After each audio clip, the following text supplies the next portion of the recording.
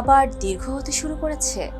কয়েক বছর ধরে অস্বাভাবিক গতিতে ঘোরা পৃথিবী কি এবার ধীরে ধীরে স্বাভাবিক ছন্দে ফিরছে?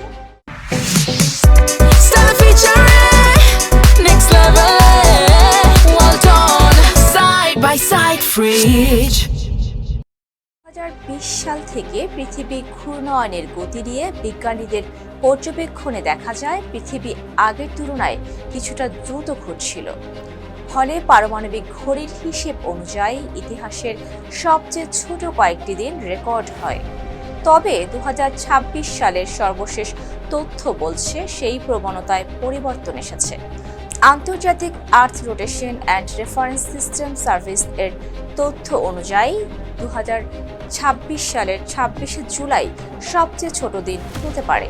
সেদিনের দৈর্ঘ্য স্বাভাবিক 24 ঘন্টার চেয়ে 0.65 মিলিসেকেন্ড কম, অথচ 2025 সালের সবচেয়ে ছোট দিন ছিল 1.37 মিলিসেকেন্ড কম। অর্থাৎ পৃথিবী এখনও দ্রুত ঘুরছে, তবে আগের তুলনায় সেই গতি কমে এসেছে।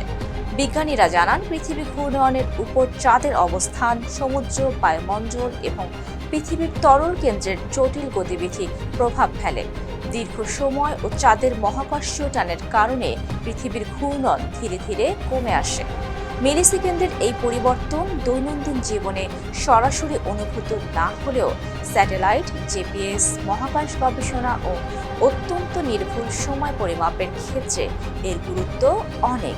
তাই পৃথিবী ঘূর্ণায়নের প্রতিটি ক্ষুদ্র পরিবর্তনই বিজ্ঞানীদের কাছে গুরুত্বপূর্ণ গবেষণার বিষয়। Cyber Rupa, face the people.